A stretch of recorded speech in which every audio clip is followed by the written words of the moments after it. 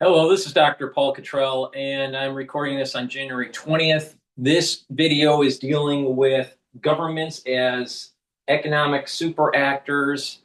This is a live stream from the World Economic Forum Davos 2026. But before we begin with this, what I want to do, we're going to be slightly behind on the live stream because I'm going to be just doing the introduction here. But please go to my store, the-studio-reykjavik.com, and help support the work that I do. All these videos are for free. Please donate. You can donate through Stripe, PayPal, or buy me a coffee. You can also be a paid member to my Substack channel and Patreon channel. All the links are in the description of this video. And also, get the great supplements that I offer. If you take these supplements, it's going to slow down the aging process and boost up your immune system. It's really important. You're going to be able to target different systems like brain function, cardiovascular, gut health, and many others. Please go to my store and get the structural nano silver toothpaste. This will help to help the health of your oral cavity. And when you neutralize and prevent plaque buildup, you're also improving your cardiovascular health and your valvular health.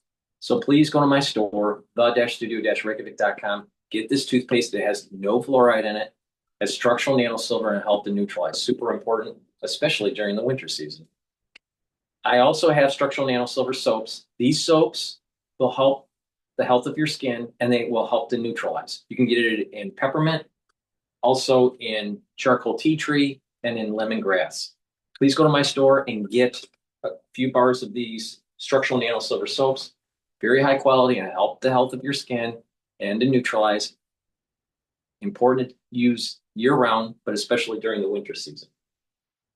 All right, with that, let's begin with governments as economic super actors. This is a live stream, but we're slightly behind in the live stream from Davos 2026.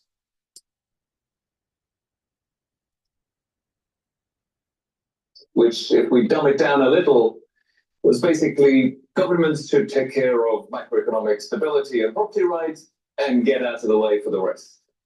And we're very much not in that world anymore. Everyone has seen how China's state-led development model has had huge successes in terms of growth and industrial development over the past decades. And by now, with all the crises that have been happening in the world, pretty much every government has adopted some form of interventionism, industrial policy, certainly an acknowledgement that the state has a guiding role to play in shaping economic growth. So that's what we're here to talk about today, to hear about experiences from governments, to hear how the private sector reacts, to understand challenges, risks, opportunities. We have a wonderful panel, so I'll very rapidly introduce you. To my left is Ryosei Akazawa, Japan's Minister for Economy, Trade and Industry. Next is François-Philippe Champagne, Canada's Minister of Finance. Directly opposite me, Bob Whelan, Global Managing Partner and Chair of Kearnsey, the global consultancy company. To my right, Sunny Mann, Global Chair of Baker McKinsey, the international law firm. And last but not least, Kathleen Coulson, Professor of Law at Georgetown University. So a very high-powered panel. So let's just launch straight into it. We have a ridiculously short amount of time, so I apologize in advance if I cut any of you off to make sure everyone has time to speak. And we really do want some of the people in the room to be able to ask questions towards the end. So let's go. Before China, there was Japan. So I'm going to turn to you first, Minister Akazawa. I'm just about old enough that when I was in school, I would learn about Japan as the example to look at in terms of a country that got industrial policy right. And your ministry, I guess maybe it was METI now, was the core of the secret sauce. And then, maybe Japan went a little bit off track, but is now coming back strongly. So what I'd like to ask you to do to get us started is just explain to us how Japan is now getting that legacy, using that legacy to rethink the role of the Japanese state in industrial policy and economic growth. Minister Akazawa, please. And I should say, the minister will speak in Japanese, so you all have translation headsets on your chairs. Well, thank you for the kind introduction. Davos Economic Forum 2026 decision with the government's economic super actors. Thank you so much for inviting me. And I have read the CVs of the panelists, so powered panelists. I'm very honored to be here. And Mr. Sanji asked a question. Thank you. And from the way you talk about the question, but I think you understand very well of economic history. Back in 1985, as you can recall, the agreement of Plaza, agreement of the semiconductor have been striking, including Japan and the United States. And around that time, that was one of the peaks that we enjoyed as Japan. Japan as number one, that book was published in the US, and our GDP was almost half of the US. And the US started to see as a rivalry, and one of the hegemonic countries of the United States kept us in check. And trade friction occurred after that, and that was around 1985. And around that same time, and the new neoliberalism started to appear. And then the politics shouldn't weigh in those economy and industrial policy is not favorable. In order to protect the country, the government shouldn't interfere those economy. And that's kind of the trend we started to see there back then. Now, the United States try to keep Japan in check, and also industrial policy is not necessarily favorable. And without protecting country, we need to open the market, and WTO comes to prominence, and we need to lower tariffs. And that's the development we saw. And that neoliberalism is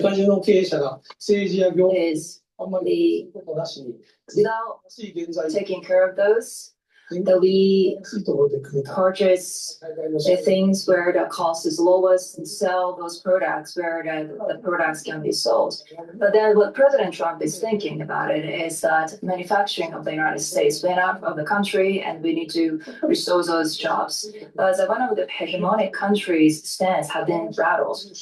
And neoliberalism is not necessarily favorable for the world economy. That's one of the problem awareness that President Trump has, I think. And the vulnerability started to appear.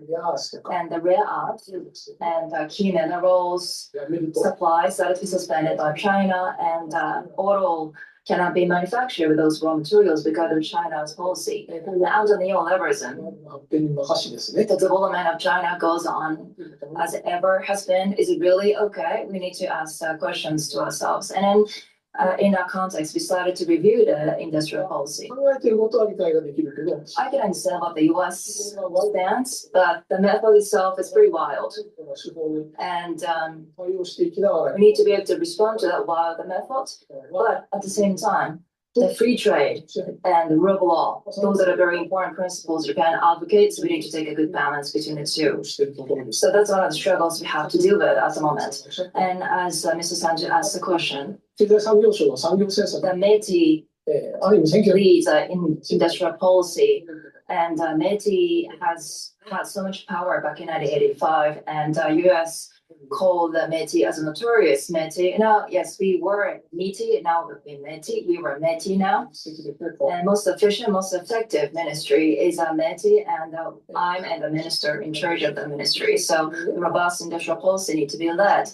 So in order, whenever we go on export, import, the stable supply is one thing we have to be mindful of. So that's the times that we are under at the moment, and we would like to lead the economy forward. Thank you very much. You're quite right, actually, to remind us of the So 2010. I'm going to dive in a little bit deeper with this. All right. I think it was too superficial what the Japanese representative mentioned in this. Again, this is live stream, and as I'm interjecting, we're going to fall farther and farther behind with the live stream. But I think it's really important for me to interject here. During the Reconstruction post-World War II, the United States had a incentive for Japan to rebuild. There was an incentive for us to sell material to them, but also to have an ally in Asia, and shortly after World War II, we went into Korea, the Korean War. So Japan was definitely in an important area for for economics, but also for military strategy, right? To help rebuild their economy.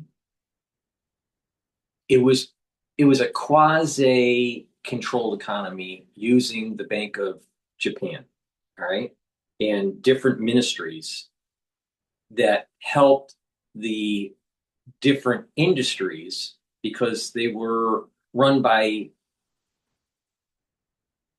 almost like a conglomerate, a conglomerate of families. Honda, right, was a big one. Toyota, big one, right?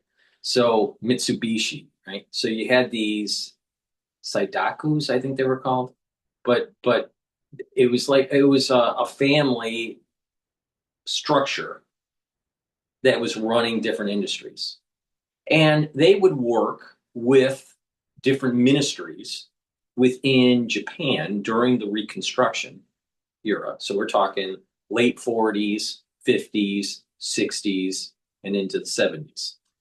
And the BOJ, the Bank of Japan, would work with these ministries and allocate resources to these conglomerates to be able to build up their industry.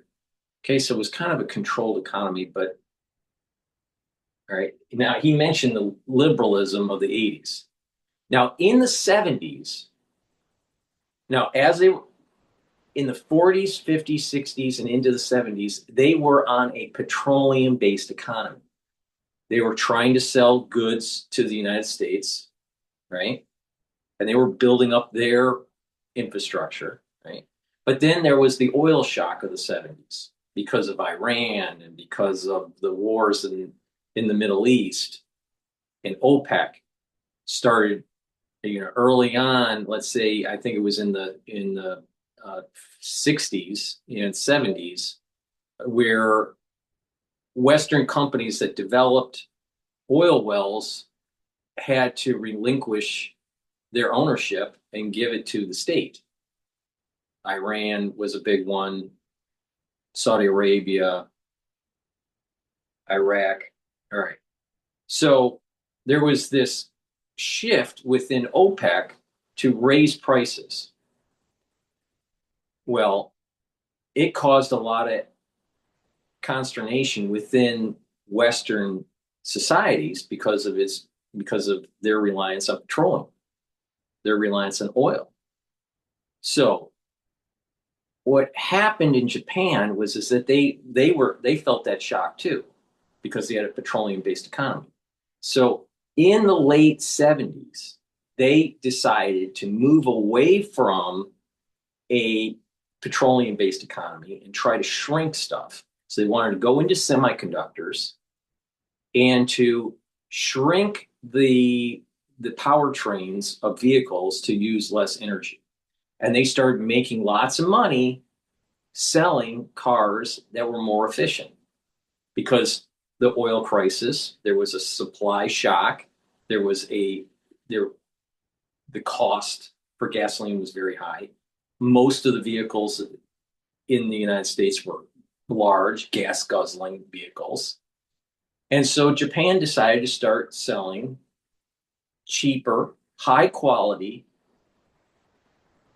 less maintenance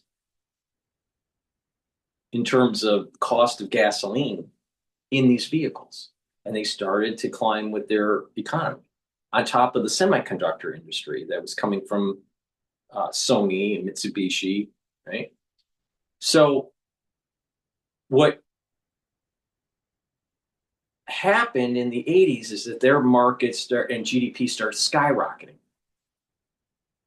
But a big part of it was they were able to do the reconstruction because of the centralized economy that they use with their ministries, working with the Saidakus, if that's what the name is, but it's these conglomerates. And shifted away from petroleum and moved towards semiconductors and informational technologies. So Sony at that time in the 80s, Sony was the Apple Corporation, right? They were the known, but they had problems and they started losing market share.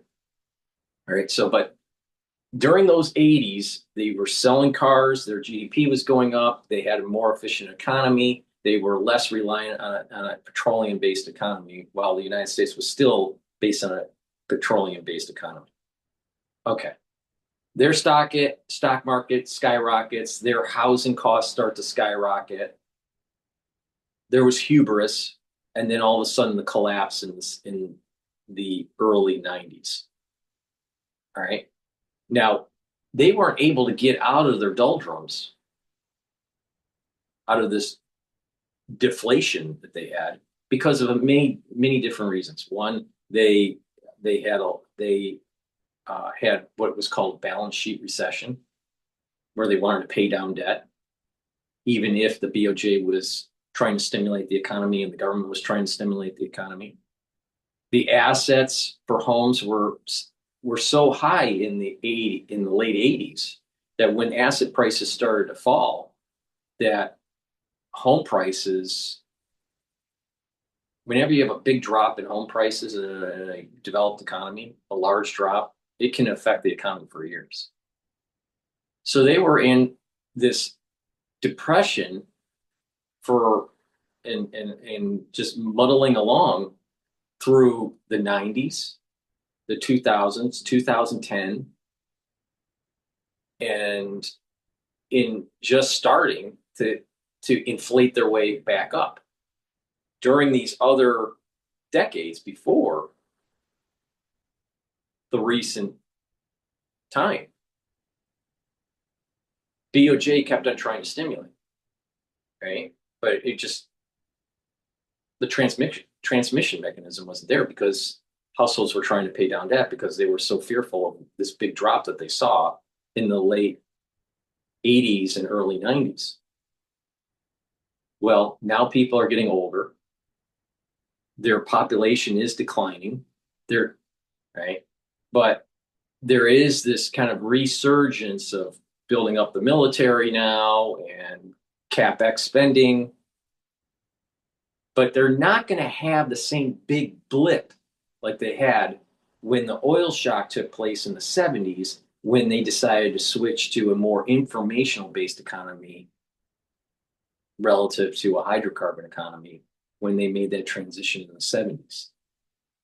It's not because you have a lot of other nations that have already built up infrastructure and have moved towards an informational economy. Sony is not as good as Apple. Let's just face it. The cars that they're designing in Japan are no better than any cars that are being designed anywhere in the world. There was this sweet spot in the 80s where they were developing informational technology and semiconductors and vehicles that people needed and no one else was doing at the time. So they have a lot more competition. Now, as they are slowly moving out of their zero bound from the central bank, right? They're slowly starting to inflate their economy. And sometimes inflating your economy is good if you have been in a deflation for a long time. And companies are willing to not be in a balance sheet recession, right? They're willing to take on some debt. They're willing to do CapEx. They're willing. Now, with the AI boom here and humanoid robots, I'm not sure if Japan will be able to make that big leap like they did in the 80s, because I think China will be a major competitor. So that's kind of like a larger backdrop that he didn't go over. So hopefully you understand the importance of this big cycle that Japan has seen, and they're slowly getting out of the early 90s crash.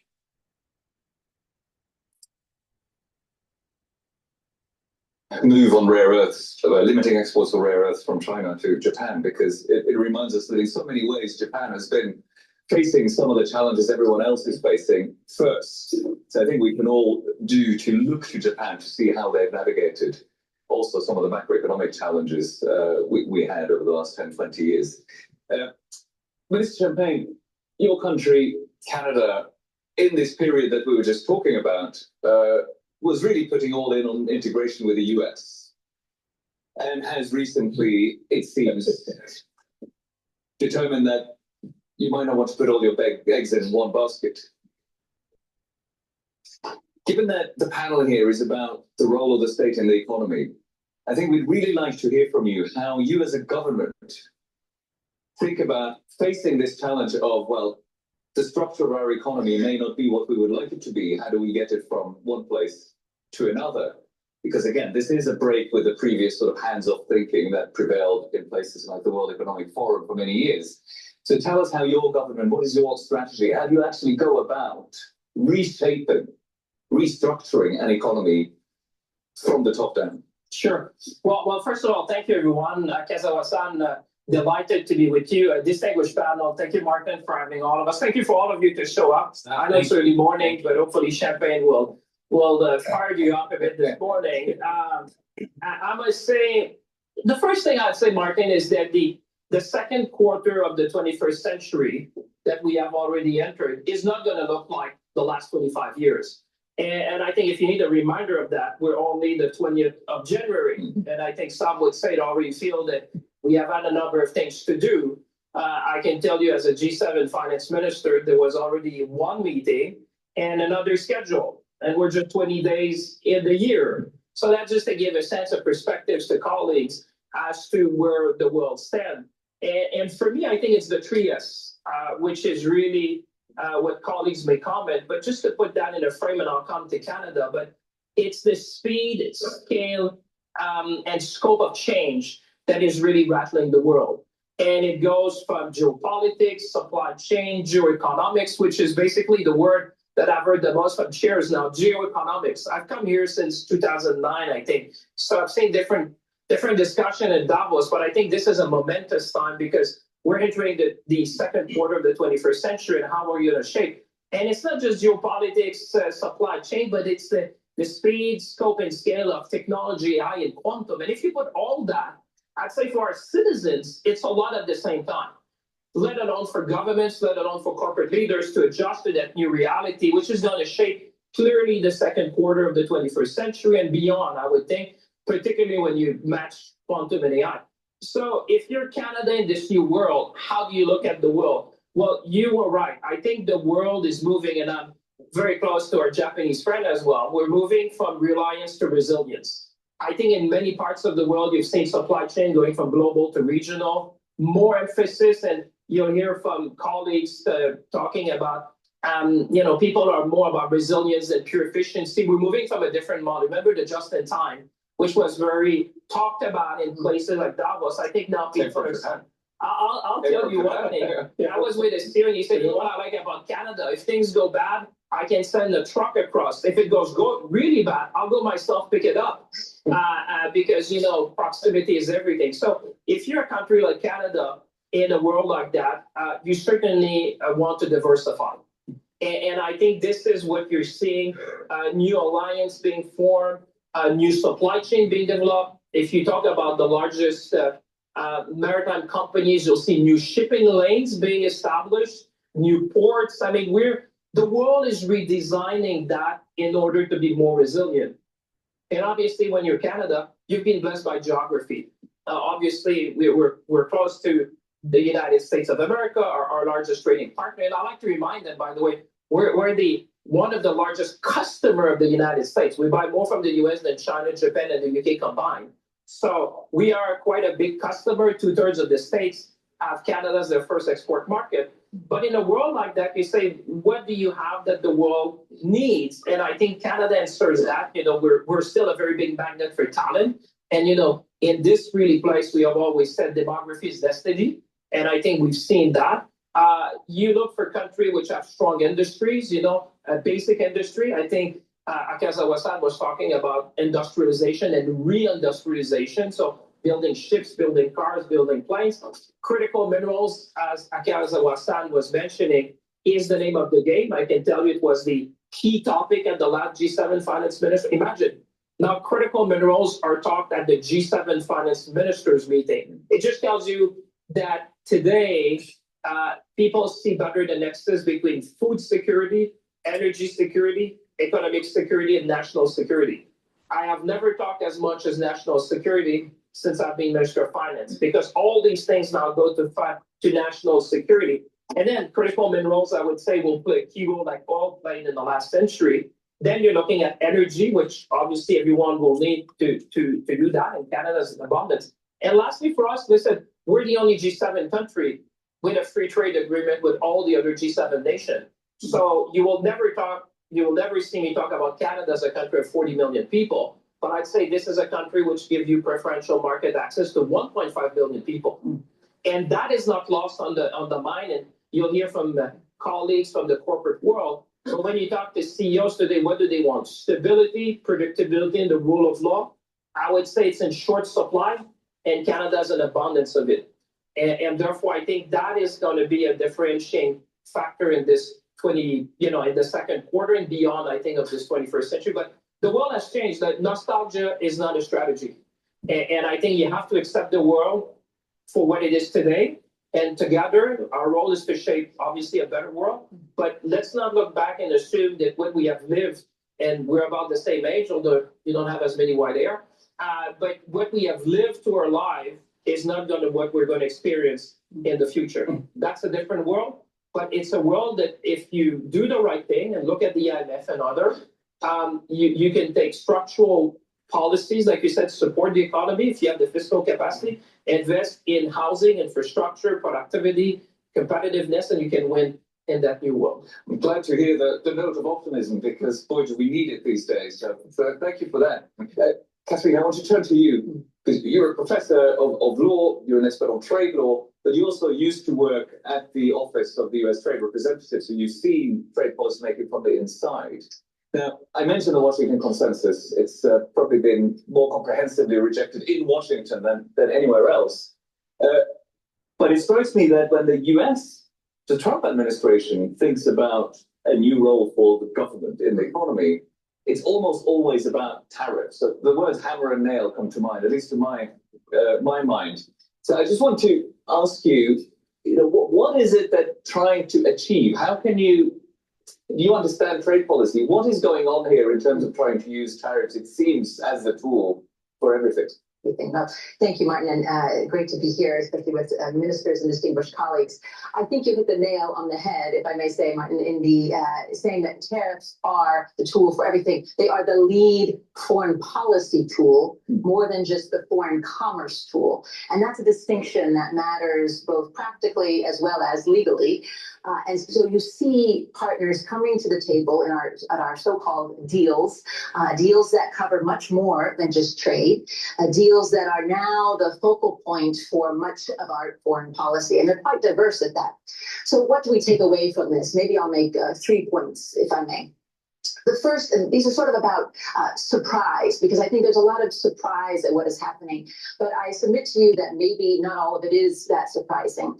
First point, it's not surprising that the president would use tariffs in this sort of central way. He already threatened to do so in the first term, especially under the International Emergency Economic Powers Act, which is the law that he's using to put the tariffs on products from all over the world. So he threatened to do that then. He used other tools at that time. At the same time, you had this sense that the WTO was not sufficient for meeting our trade needs. So already when I was in government, as you said, Martin, at that time, there was this sense that it wasn't the place to go for the trade irritants that we had. It wasn't sufficient. The laws did not accommodate our concerns, particularly with China, but also beyond. So that moved us into looking at these alternative tools. Once you say, I want to use these alternative tools for the trade problems, why not use them for other problems? So here we are. That brings me to my second point. The second point is what has often surprised observers is that much of this is legal under US law. We have a number of statutes on the books with broad berths allowing the president to impose tariffs on trading partners for a broad range of economic security reasons. Now, today may be the day we hear from our Supreme Court as to just how far that goes. It could be today. It could be today. It could be today. It could be any time between now and June. And But it's very important to mention that if the executive branch or Congress didn't have those powers to fight against a new world order, then we no longer have sovereignty. Our trade policy is predicated on us exercising our sovereignty. World trade should not be superior to the needs and the wants of the American citizen or the American government. Sovereignty is the issue here. And if it means using a tank, a B-2 bomber, an aircraft carrier, or tariffs, so be it.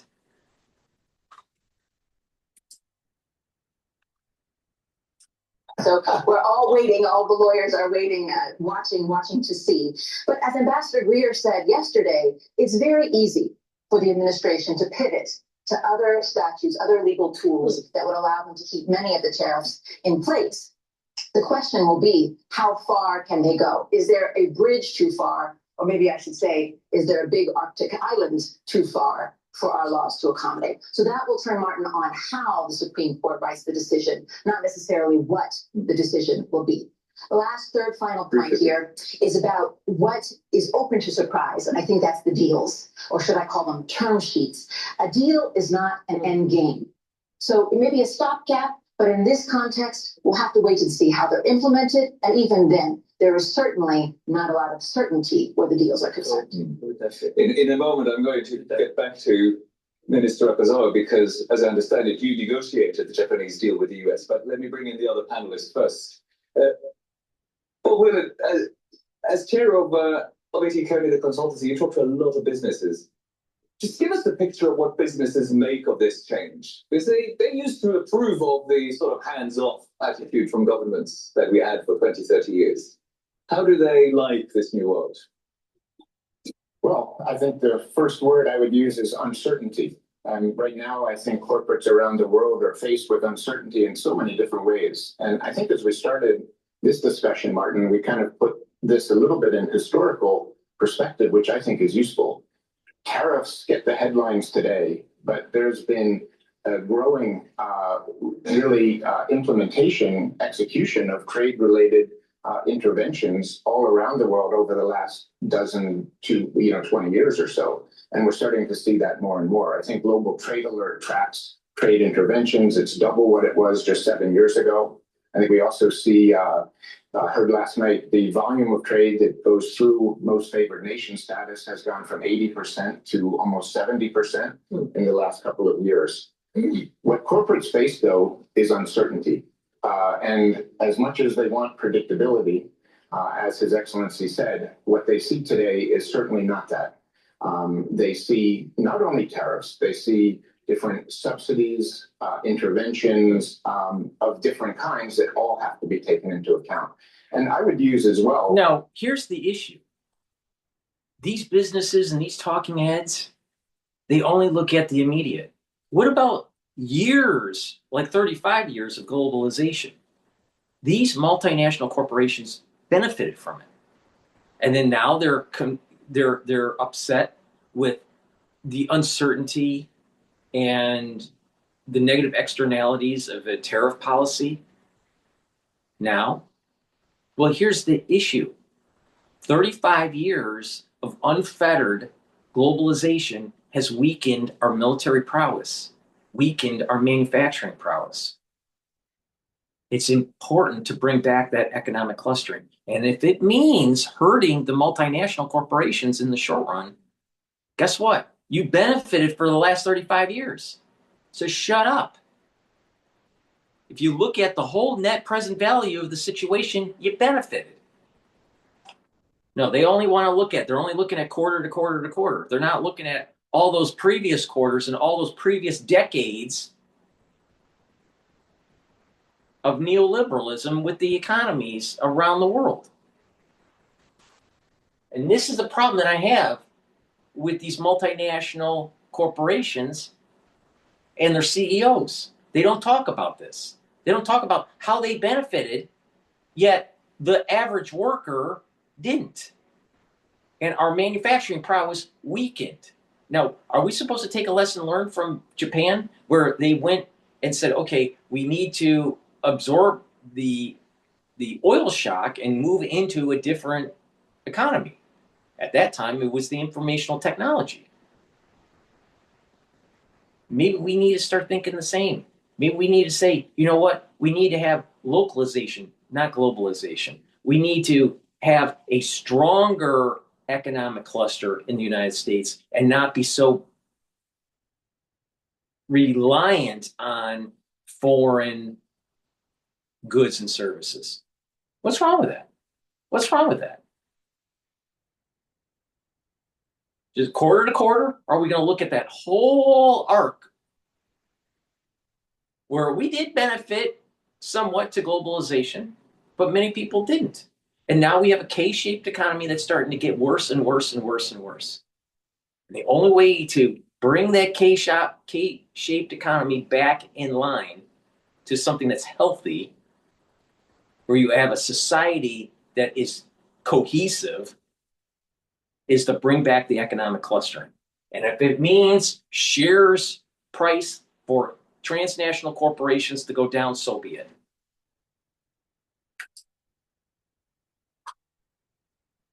You know, in the CHIPS Act in the US was actually put in place by the Biden administration. It wasn't a Trump policy. Trump continued it, but where Trump then went further, he made a direct investment in Intel, right? So it's really taking what had already started and actually doing something very different. And again, this is the sort of thing we're seeing around the world.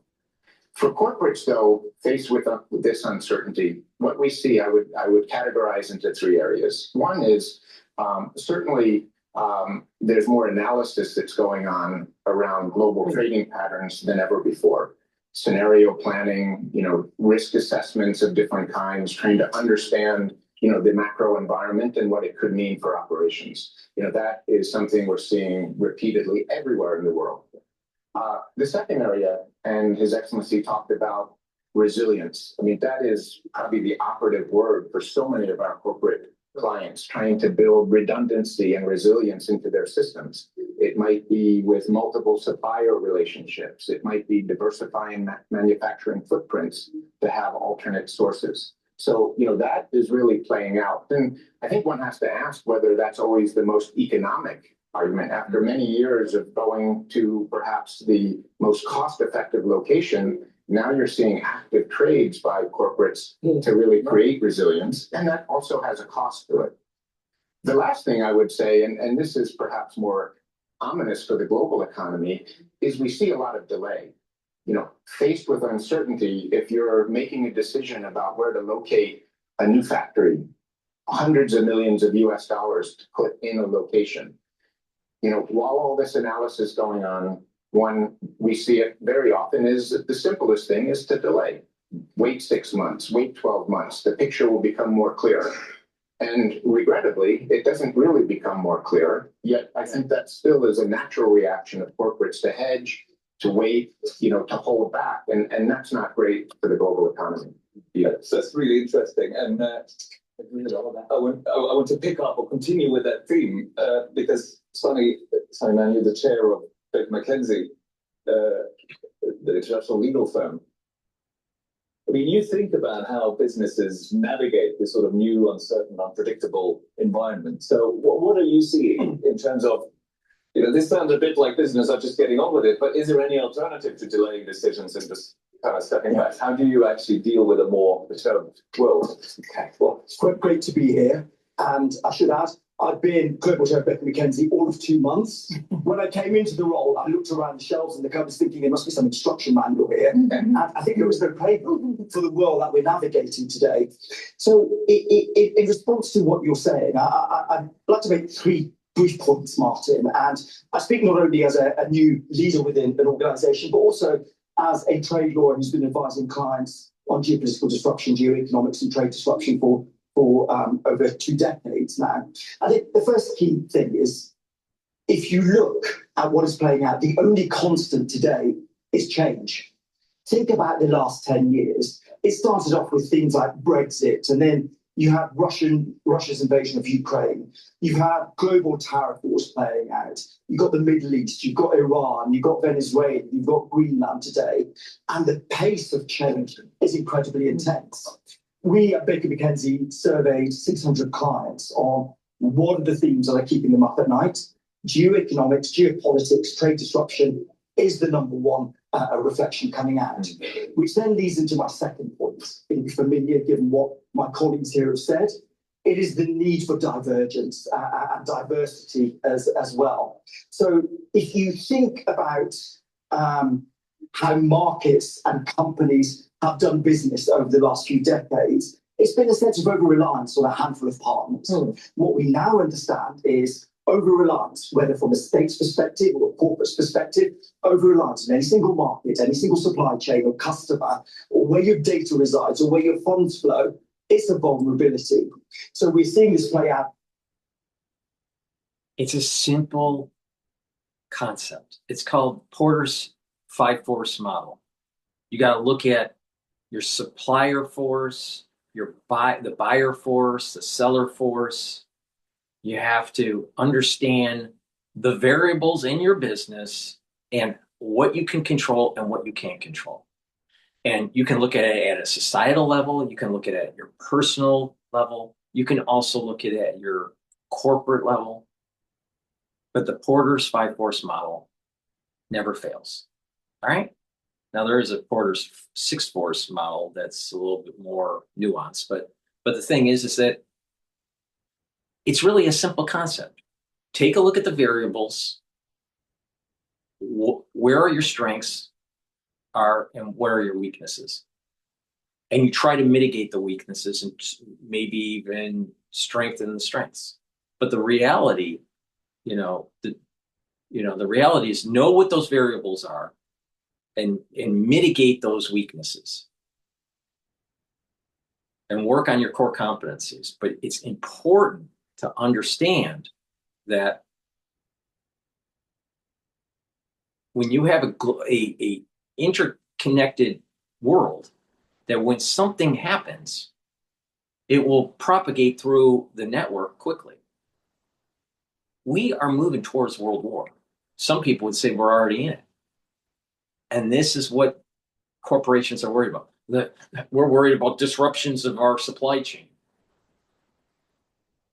The probability is starting to go up of a tactical nuke to be used in either Europe or in Asia or Asia. So our priorities are a little screwed up here. But this is the reason why people keep on saying we shouldn't have been so reliant on this global economy. Oh, it was the most efficient way to do it. It was the most efficient way. It was the best thing for the stock market. But is it really better for society? And the answer is no. Should the United States have built up China only for us to spend trillions of dollars to kill them? No. It wasn't a smart idea. But now we'll have to do it.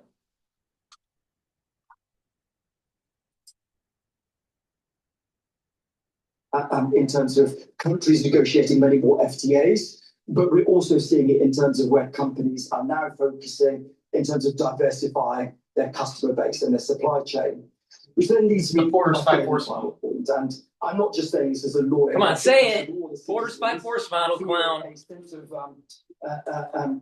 collective protection for this particular point. I was delighted to hear the two ministers talk about the importance of the rule of law. You need the rule of law to ensure there is the stability that Bob talked about. You need the rule of law to ensure that when you enter into an agreement, when you enter into a contract, there is that sense of protection as well. So that is the third key point I make as well.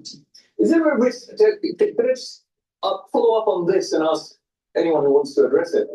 Is there a risk that giving the government, the state, a more active role in the economy has a trade-off with the sort of predictability that the rule of law required? I mean, is there a trade-off here? Maybe the lawyers want to briefly comment first. You should go first.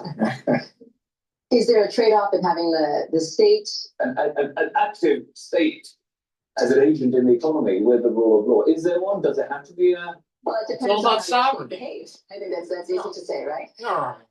Here's the problem that we've had. No. Here's the problem we've had with globalization. You had an group creating laws that try to erode the sovereignty of other nations.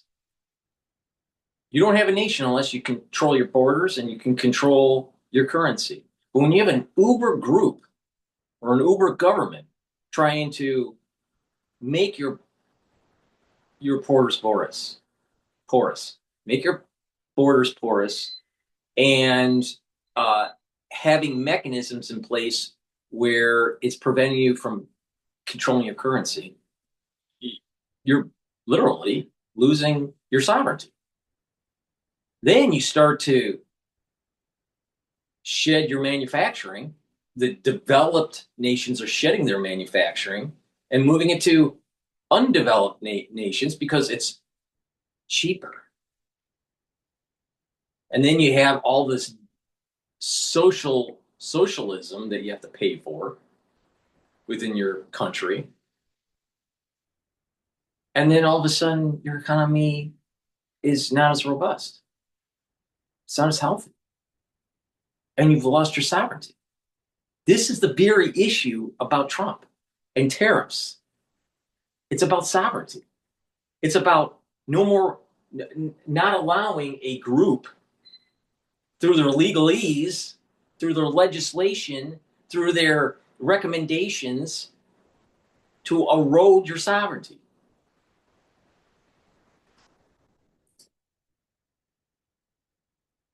As I mentioned a moment ago, in this environment, as you've heard from colleagues as well, when you have the state that you expect to act in the way that it is in the past, then you're doing well in that sport. But if you have one who's changing mind from one day to the next, it's difficult to say that that's working very well. Because the reality is, national security has woven its way into the business world, right? It's dead centered within business strategy now. Yeah. And so when you have national security permeating things like tariff policy, sanctions, export controls, foreign investment regulations, ESG, the rule of law has to be critical as well, because how else can companies try and work out how to navigate these complex laws? But I would say you need, I would say you can welcome the state intervention in the way. I'll tell you, for example, when we're looking at reindustrialization, rebuilding supply chain, I'll tell you, for example, critical minerals.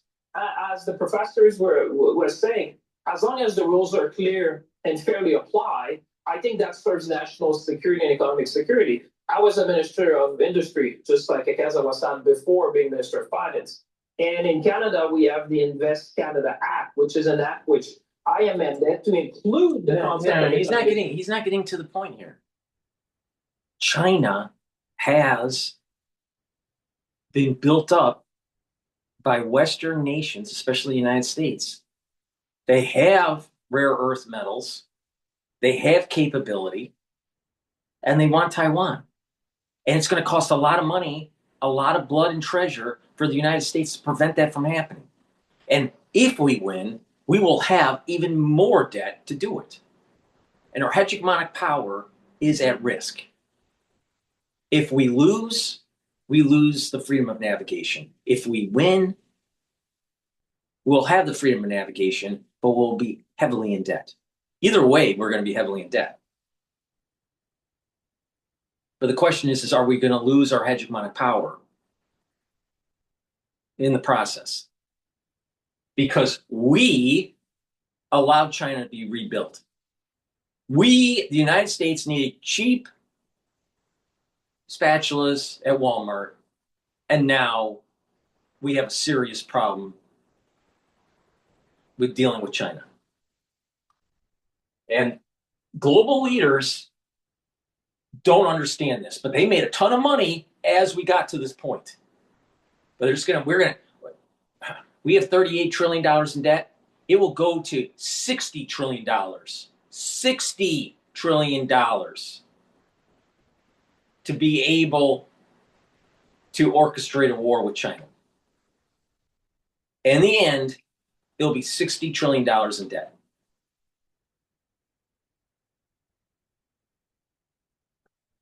It's time to just kick their ass. Because the longer you wait, the more it's going to be a problem.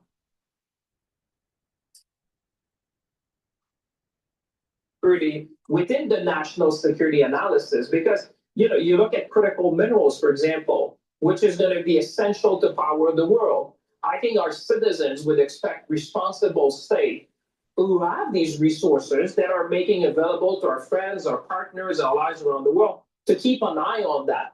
A free market might not do it exactly the way that our citizens, because remember, all of us here work for people. And people would expect us in a way to say, but what we needed to do, like I think we've done, we needed to provide predictability, because I happen to be a lawyer as well, and say, as long as the rules are clear, and I think our friends from AT would agree, business will adapt. It's like us, they said, we need clearer rules on permitting. What was killing investment was the delays, the uncertainty. Once you provide more certainty, corporate will adapt. The finance world will adapt. Everyone is adapting, but what you need is rules, and these rules to be fairly applied. And then I think you can have a win-win-win strategy with people, with corporate and government. I've seen, for example, and people can look at that, but when we have onshored, friend-shored, however you want to describe that, a number of things in North America, I think there was a role for government. I'll tell you, for example, on the EV side, and I think it's still our North Star. It may be delayed, but I'm not sure these would have happened. You mentioned the CHIPS Act at the time. You mentioned, I can see in Canada the investment from our Japanese colleagues, for example, in electric vehicle and battery manufacturing. These things will not happen by themselves. I can write a book about that, but tell me, not everyone, I said to my colleagues, not everyone wakes up in the morning thinking about Canada. You have to go out and say, why would you be the right place? And I would say that applies to all the other countries. So I think there could be a really win-win-win strategy that I see the corporate colleagues and my colleagues from Japan and look at what they're facing now in critical minerals. I'm sure, I can't speak for Japan, but I would expect their citizens would say, yes, we want the government to take a role in that. And obviously that's why we've partnered, for example, to make a strategic alliance on critical minerals. Let's say from Mr. Akazawa.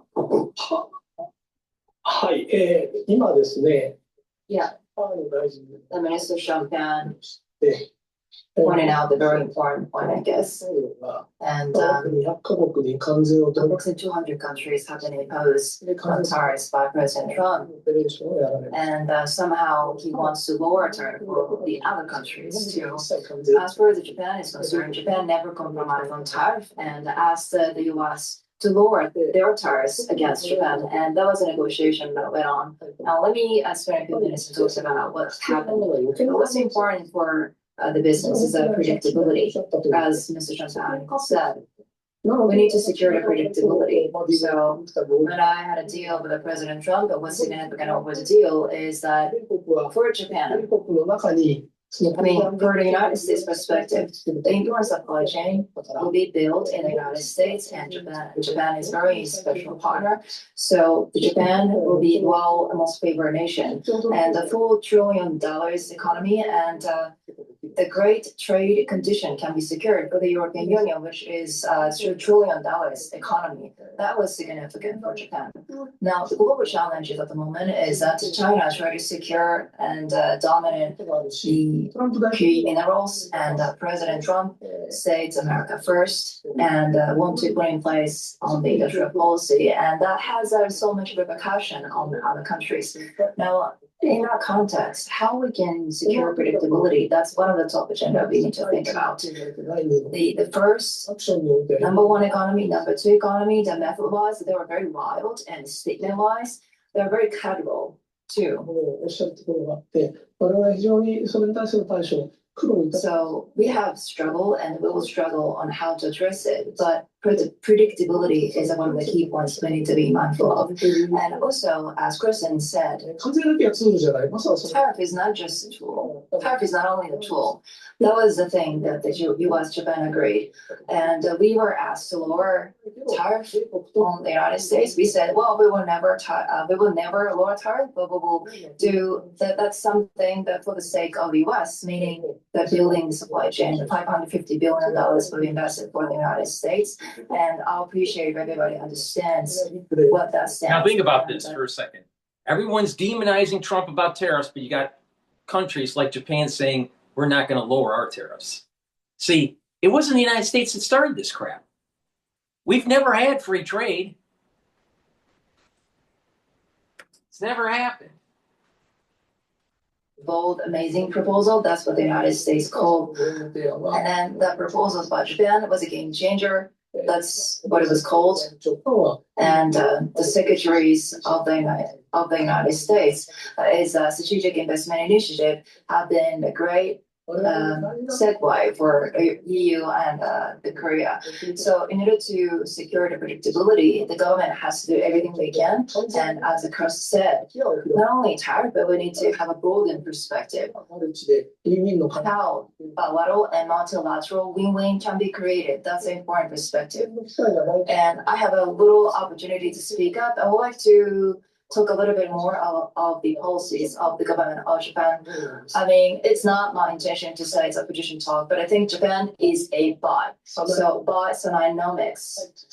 Our Prime Minister is Sanae Takaichi as a new Prime Minister. I like to be brief in talking about 3 points. Number one, I mean, we are short on talents.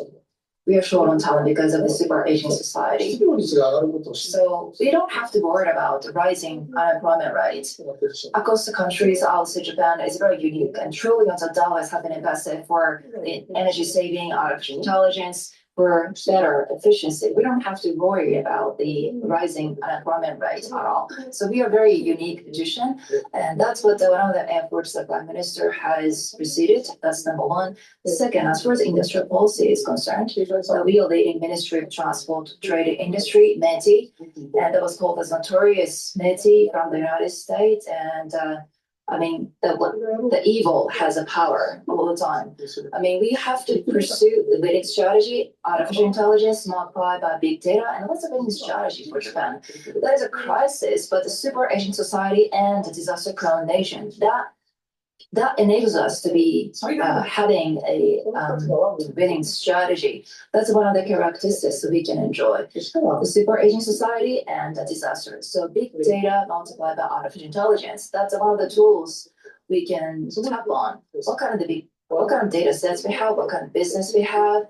Utilizing those, we need to create a strong economy. For example, healthcare for the senior people, very meticulous.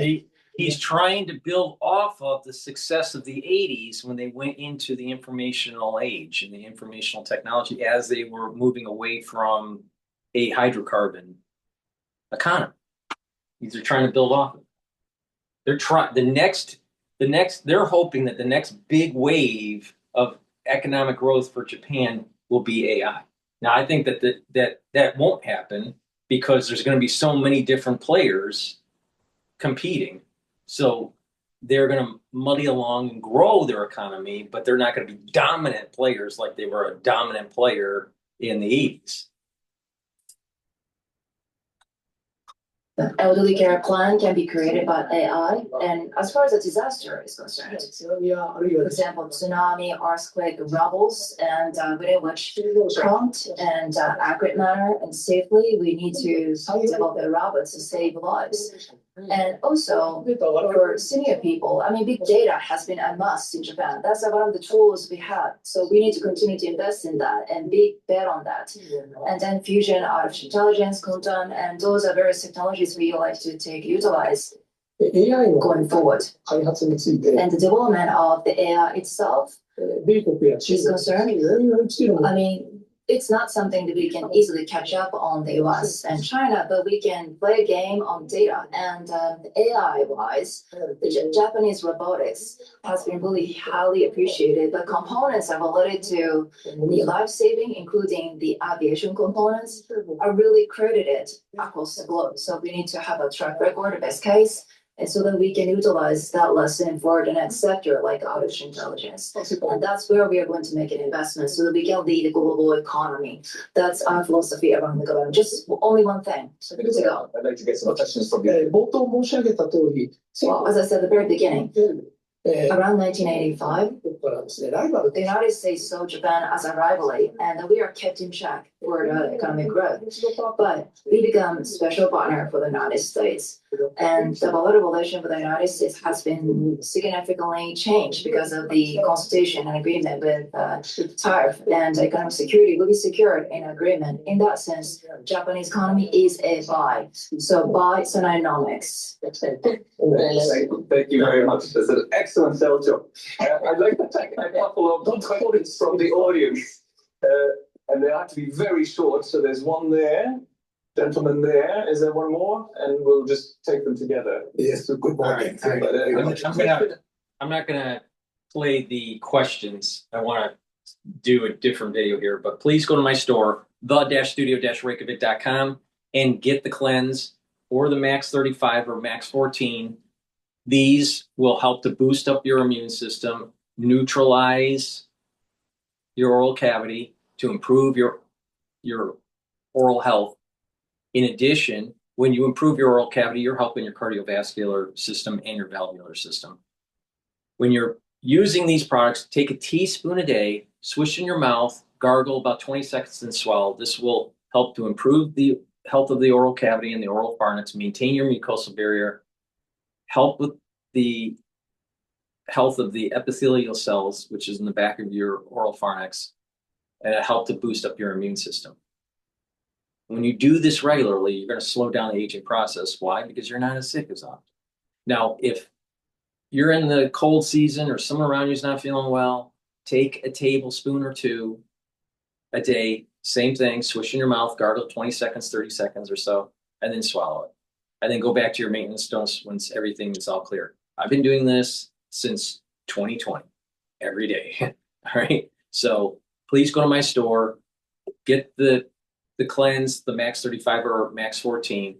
They're at different price points, and take it every day and improve your oral cavity and to boost up that immune system. Another supplement that will help to boost up your immune system and help with your brain function is to take magnesium and zinc. There's an added benefit of taking magnesium, that's to increase the efficacy of vitamin D3. So please go to my store, get the magnesium and zinc, and take it every day, especially during the winter season. If you have sore joints or sore muscles or bruises and you want to reduce the pain, get the super strong relief. Apply it on the skin where it hurts, and you will get relief very quickly. It's a new product on my store. Please go to my website, the-studio-reykjavik.com, and get the super strong relief. Vitamin D3, super important. It'll help you to absorb calcium. You do some resistance training, it's going to help to deposit new bone matrix to strengthen your bones. Vitamin D3 is a gene expression cofactor, so your cells will perform properly. If you have cells that are infected, vitamin D3 helps to get those cells to go into apoptosis. And vitamin D3 helps with your cardiovascular. It's really important to take a probiotic. I have a powdered version and a veggie cap version. And with a good probiotic, you're going to improve your immune system, reduce inflammation, rev up your metabolism, improve your skin health, and improve your brain function. Multivitamin. This multivitamin is easy to digest. It's chelated. And this multivitamin has the multivitamins you need for proper enzymatic activity so your cells perform properly. And lastly, lignans and turmeric. Stack them together. This will bring down inflammation and soak up free radicals. You're going to be helping your immune system, your endocrine system, even your brain function. By bringing down inflammation and soaking up free radicals at the neuron level, you're improving the health of the neuron. When you're bringing down inflammation and soaking up free radicals at the vascular level, you're reducing plaque formation. So it's really important to take. You get a lot of benefits from this, and you're going to be able to boost up that immune system. And when you take this regularly, you're slowing down the aging process because you're keeping the inflammation down and you're soaking up those free radicals. So please go to my store, get the great supplements that I offer, use discount 5. I have this discount. It's all caps discount and the number 5. You get $5 off any order, save some money, and get the supplements, stack them the way I'm telling you to slow down the aging process and to get healthy. That's the end of this broadcast. Thank you for listening. Please go to my store, the-studio-reykjavik.com.